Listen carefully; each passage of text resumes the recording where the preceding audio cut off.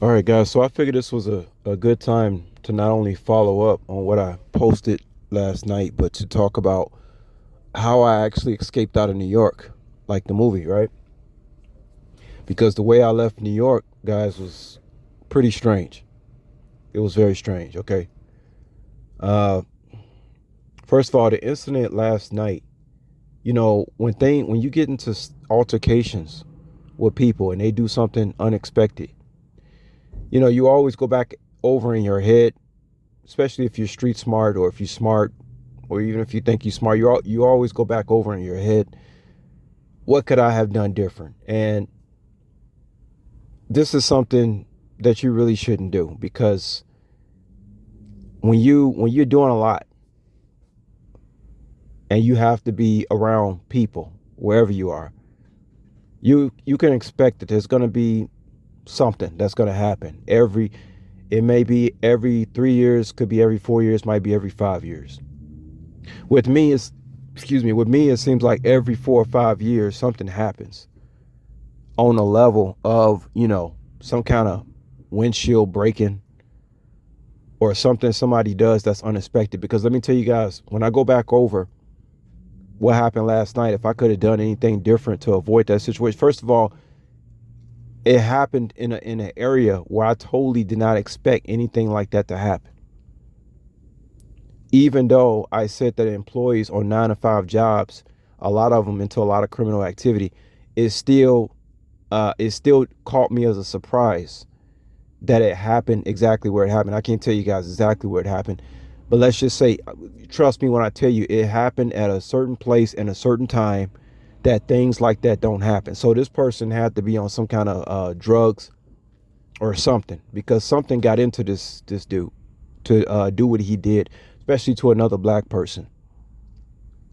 Okay, especially to another black. He had to be on something. You just, guys, I'm from the hood in Chicago. I've seen all kind of things. Uh, I've seen how altercations break out, all types of stuff like that. This particular situation, there are certain things that happen. People are on some kind of drug or something. What kind of drug he was on, I have no idea. But it's you don't do stuff like that unless you're on some kind of drug. Because if I was on the same drug that he was on, he would have actually lost that battle last night. Because let's just say I was the one driving, okay, not him. Um,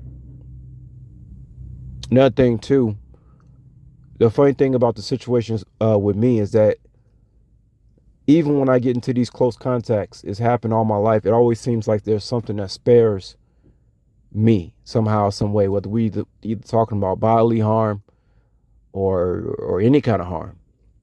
In this situation, I'm just shocked that, first of all, the way this rock came through the glass, that it didn't hit me in my face. When the glass broke, actually, it's like I felt the force.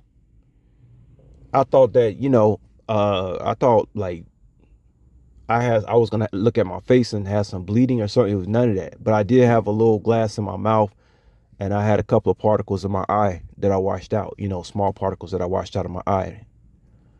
And then everything is fine. Nothing's wrong with me, nothing.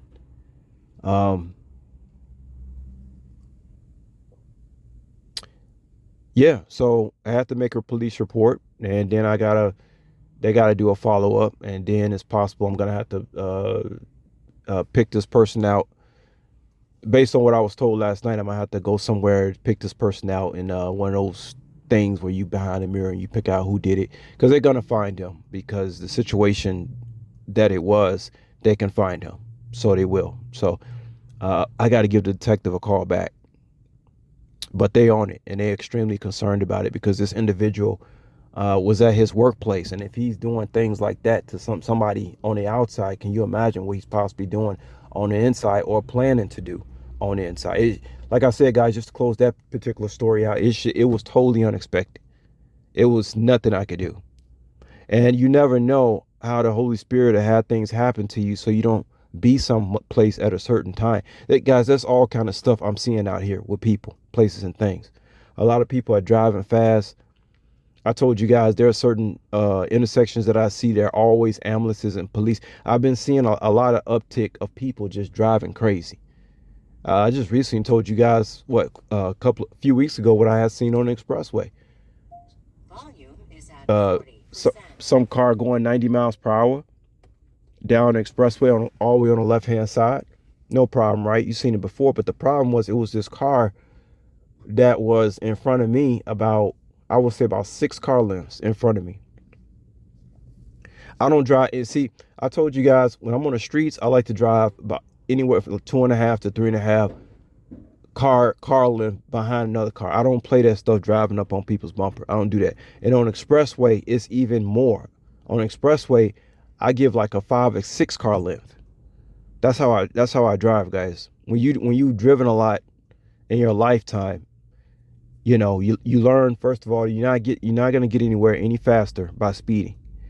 And it's best to give people space and don't be driving up behind nobody. It's not gonna hurt you to arrive a couple of minutes later than wherever you going or think you're going. Um but that incident on expressway, guy driving 90 miles per hour, and I couldn't understand how he just all of a sudden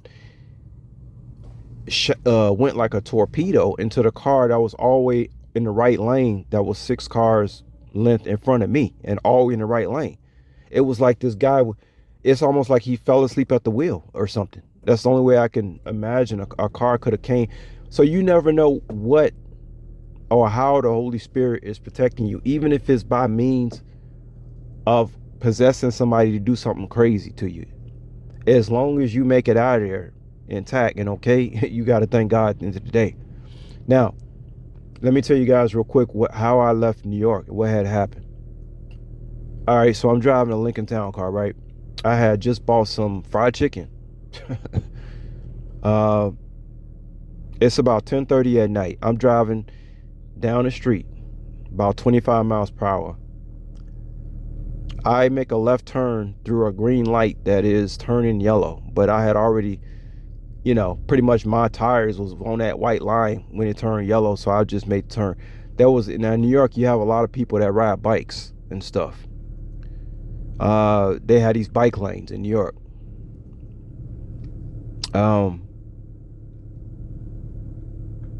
Which I totally despise, because a lot of people are just breaking the bike lane rules, and you're never gonna win against a 2-ton machine. But anyway, so I make this left turn, guys, and I'm only going like 25, making a turn. It's this bike, a motorized bike, that's going like 35 miles per hour through the intersection as I'm turning through that yellow, as if this bike did not see me. Now keep in mind, guys, this bike did not even have a light on. You're supposed to have your lights on at nighttime. It's 10:30 at night. I got a big old town car with my lights on. I'm turning through an intersection. Any bike in a bike lane is supposed to yield to that light, especially if you got a big town car.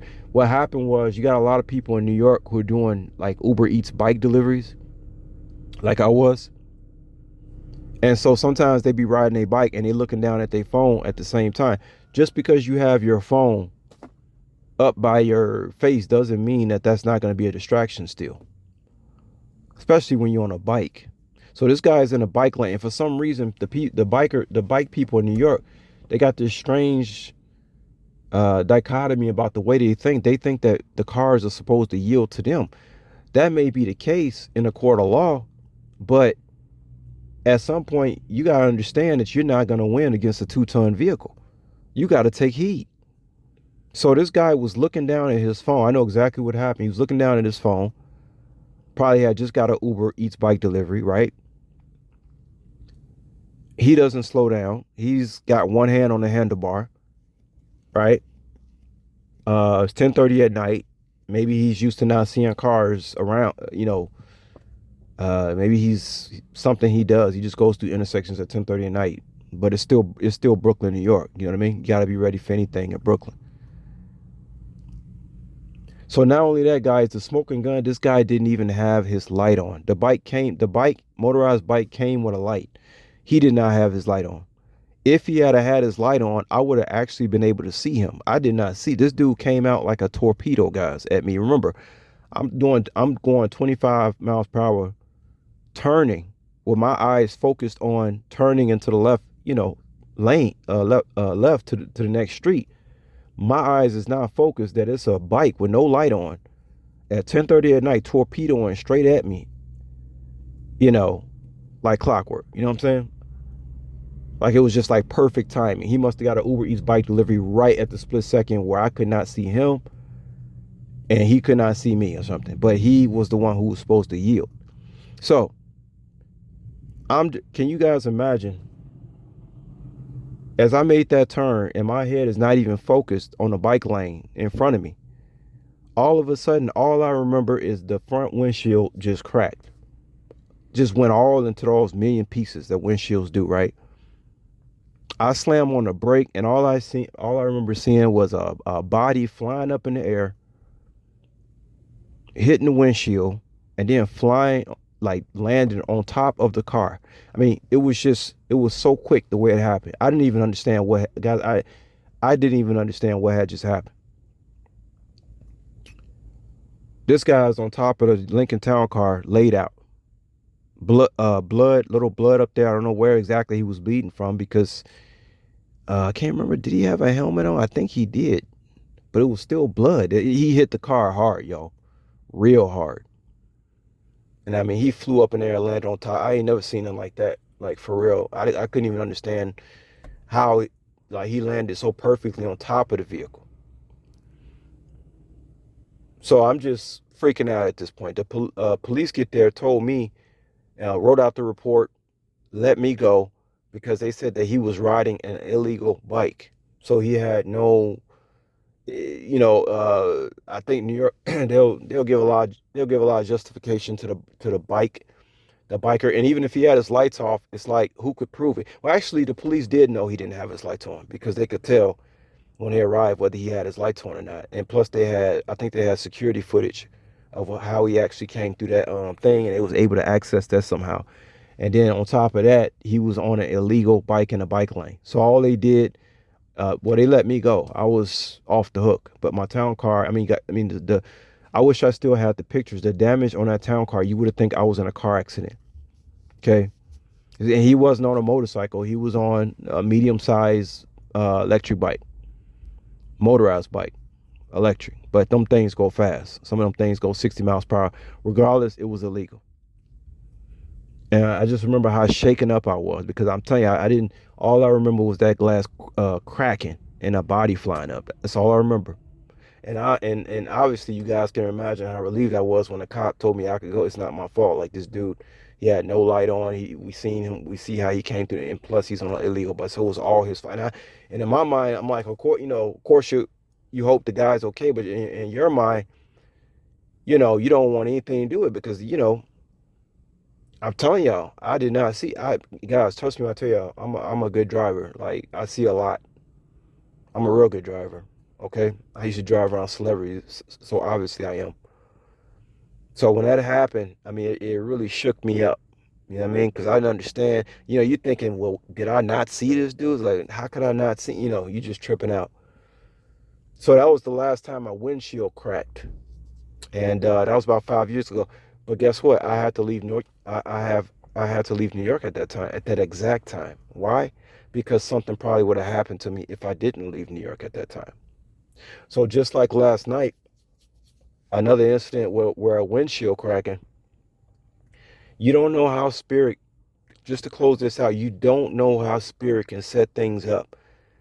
They can see ahead of you.